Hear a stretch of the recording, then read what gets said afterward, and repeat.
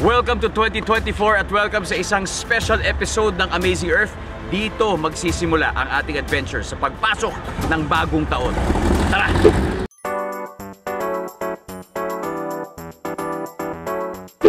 So for the first time, hiwalay akong babiyahe sa Team Amazing Earth. Papunta dito sa location na pupuntahan natin. Apatan na ang chopper nito. Pero huwag kayo mag-alala, isasama ko pa rin kayo sa biyahe.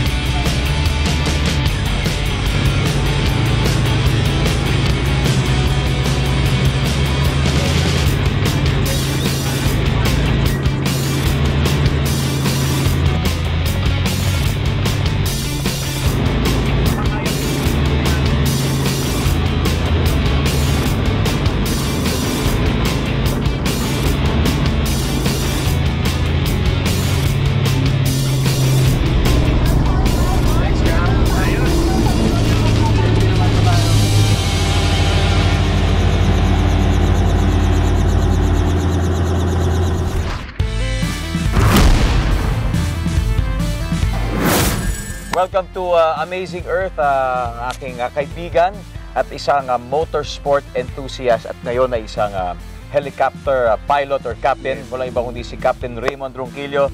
Hello. Cap, welcome to Amazing Earth. Welcome. Cap Raymond, ilang taon ka na ba nagpapalipad ng helicopter? Mga 12 years na.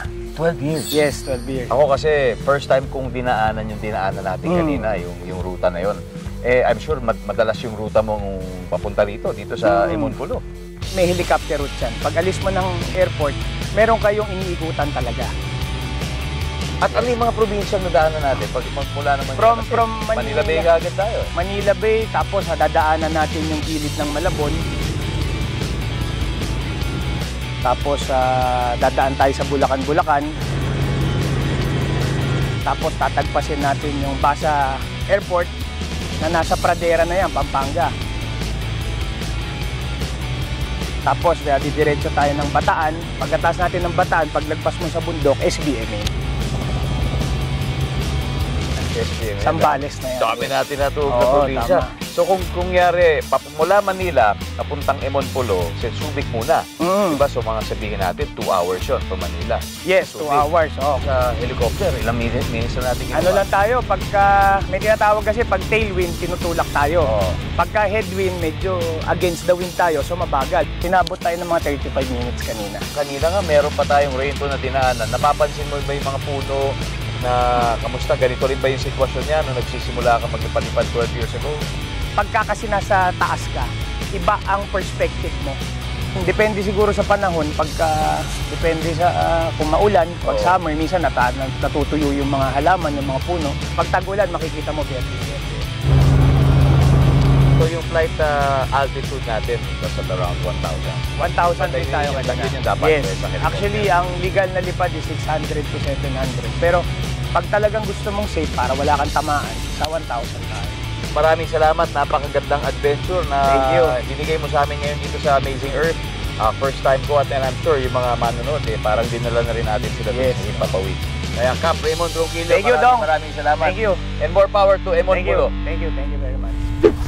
Kaya sa mga kapuso nating on the go, tutukan nyo ang live stream ng ating programa sa official accounts ng GMA Network, pati na rin sa YouTube at Facebook. At mag-comment din kayo sa ating mga kwentong amazing.